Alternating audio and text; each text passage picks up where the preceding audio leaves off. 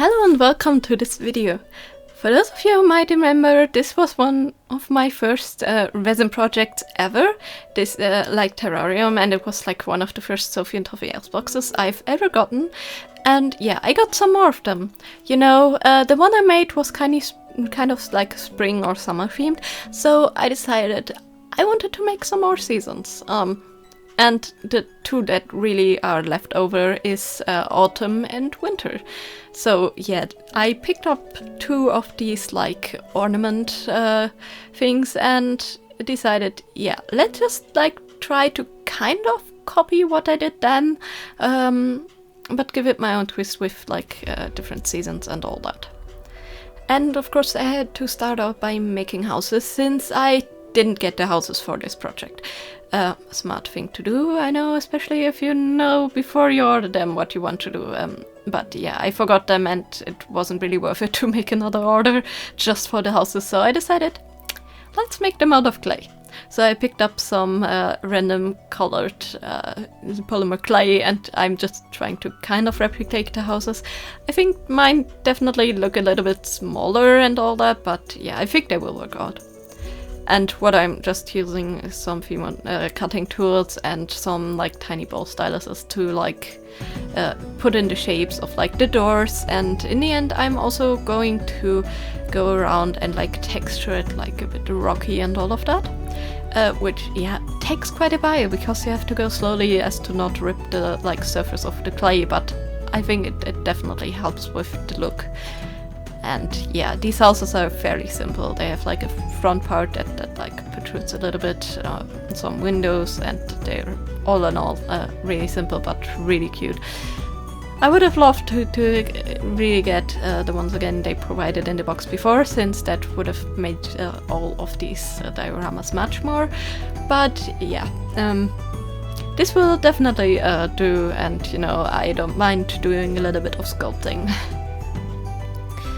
Now, of course, these houses also need a roof, which is why I flattened out this piece of clay and I'm just texturing it, kind of how the other house was textured on the roof, and then I'm using my straight clay cutter for shaping them to the size of the houses before also peeling them off. If you're wondering about the like round pen I'm using in most of my clay videos, basically that was in like one of these melting beads kits for like these like plastic clear things that you can make like coasters and window decor out of, and I've been using them ever since for all of that because, you know, they are oven safe and they're really handy to sculpt on since they have a flat back. So yeah, definitely handy to pick up these kinds of things, or you can just use like a lid of a candy jar container or something like that, provided that it doesn't have like a lacquer thing on top. If you cannot remove like the lacquer, I'm not sure how like oven safe it is, and maybe you have to burn it off first. But yeah, be always very careful before putting things like that in the oven. Just to make sure that it's not a health risk, especially if you're using an oven that you cook food in. And anyways, after the houses were cured, I'm just brushing on some white as like a base, and then I am using a variety of browns and greys as like dry brushes to shade everything.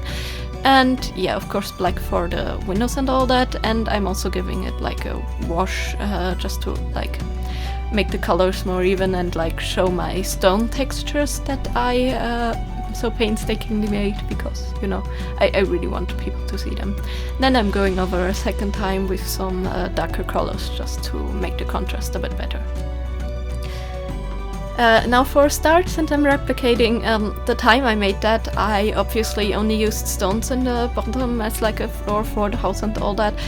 This time I want to add sand on top, and I also don't want to use resin. I picked up like all these modeling stuff, and yeah, I really want to test it out for once. And the first thing I want to test is this water texture. So I used some acrylic paint, which is set you can use since the water texture stuff is acrylic based, and just mix it in. yeah, I should have used the trick where you just use a tiny little bit of the like liquid and then put in the colorant and mix it, because yeah, as you can see, it lumped up really, really badly the first time. Funnily enough, believe it or not, it was the same colorant I used this time and last time. So yeah, the colors are vastly different when you mix them properly. And once the first layer was like almost completely cured, I'm pouring the second one. These take like days to harden, but it's really better to put them in layers or you might get holes. And then of course I had to replicate the wire tree I made in my first one, so I just made 2 wire trees. If you want to see a more detailed instruction about how I made wire trees, I have that in some other videos, I think like in the giant dice video that I made and all of that. But yeah, it's very simple and fairly straightforward. And of course I had to give the tree some leaves, so I'm going to use some of this colored moss for the autumn type diorama. Of course for the winter one I'm not giving it leaves, I'm giving it snow, and for that one I also have a like modeling product at the ready, which is snow powder.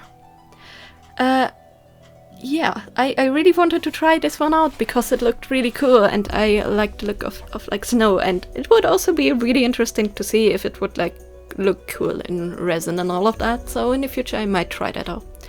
So what I'm just doing is brushing on some glue and then just basically sprinkling on the snow powder, and yeah, it definitely looks like snow, but from how it adheres to the glue it is way too little for my taste, but I will go and fix that later. Now of course we need to have ground on where the houses stand on, so I'm just using some paper clay since that's easy to color and dries very easily. And yeah, I'm trying to mix it with a stick, but yeah, that doesn't really work out, so I guess I have to get my hands dirty. Hope to avoid this, but yeah, it wasn't too bad of a staining, it just was noticeable, and yeah, washing it off took a little while, but you know, this is crafting, so a little bit of a mess is normal. But yeah, I'm just flattening this like sand-colored layout on the floor. It should dry a bit more opaque and like pasty, hopefully. I mixed in very little color, normally it should dry lighter, so let's hope for it. If not, then yeah, the floor will just be a little bit more yellow than I intended. But all I did after that was just plop in the tree, prop in some bushes, and for the winter one, yeah, again, the tree goes in, and I also put in the house, and I also covered like the floor with some of the snow powder. Now, despite the clay not being dry, it doesn't really matter since this glue dries really quickly, probably quicker than the clay, and it will not interfere in anything, so I wasn't really worried since the clay can still like dry up underneath it. So yeah, it's in a contained area, so I will not touch it accidentally. So yeah, no issues in like layering it up before the floor is dry, and it also meant I could play around a bit with the like tree position, house position, press it in a little bit and all that. Next thing I wanted to apply was this water texture. At this point it was like 4 days around when I poured the water mixture, so it felt dry on top, so I just decided, you know, just to roll with it and apply the water texture with a brush.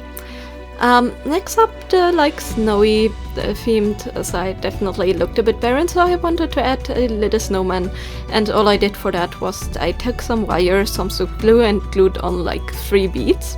And then I just painting it white, and am adding the details with like a tiny toothpick and just adding like an orange nose in dot form, and then 2 like black dots for the eyes and some black dots for the like, I guess, buttons or stones, whatever you prefer to use. And yeah, I'm just placing it in with some super glue. Now at this point I was super frustrated with how like little the like snow was like covering up. So yeah, I'm just using some more watered ground glue, and I decided to swap out the like snow effect for some glitter. Yes, glitter. which will sparkle really nicely. And for that I use some baking paper to protect my surface.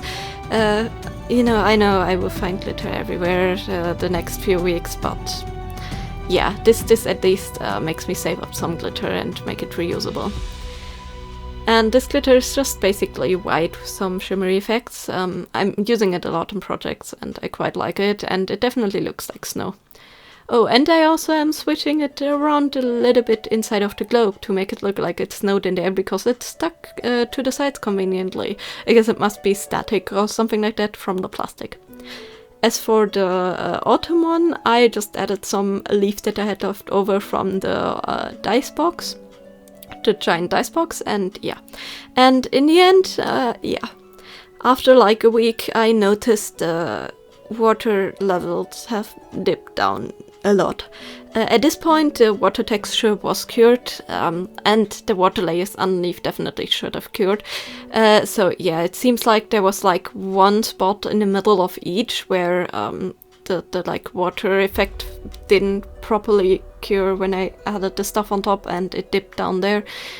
No way of me to know, probably in the lower layers, but yeah, the effect is that I had some drooping, so all I did was use some resin to fill it in, and to like blend it in and all that, I'm just adding in some foam on top of the waves.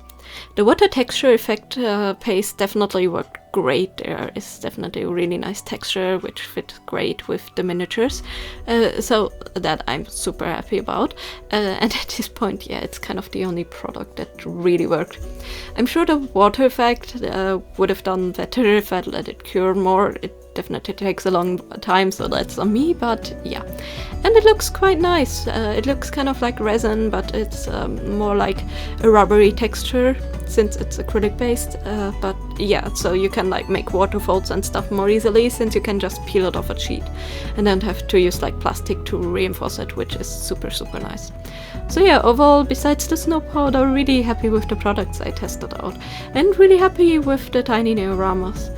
Autumn is my favorite. I guess it's also because of the sparkly leaves and stuff.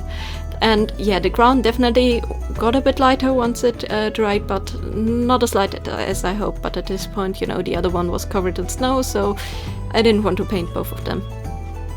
And the snow one I also really like. The tiny snowman is just so adorable, and the glitter definitely looks way more like snow. This one is, yeah, a bit barren. I should have added like a bush in the back or something like that, but yeah.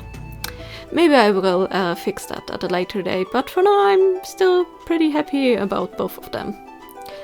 And you know, it was a lot of fun to try out different products and use different methods again to make dioramas that are not necessarily resin based, except for maybe filling in the void after, you know, the water effect cured. But with that, both of my projects are done, and I'm super happy. They turned out as I hoped they would, and yeah, they definitely fit together with the other one that I made, like, I guess it's almost 2 years ago by now? Maybe a bit longer? So yeah, time has really flown by. And yeah, I'm definitely gonna hang them up, I guess, each at their own season, and yeah, that will make me really happy to have matching ornaments hanging or standing in like a bookshelf or something like that. I guess it doesn't matter since they luckily have a flat bottom. But yeah, let me know in the comments down below what you thought of my project and what would you put inside of these globes. I hope you enjoyed watching me create this, and I also hope you have a great day. See you next time. Bye!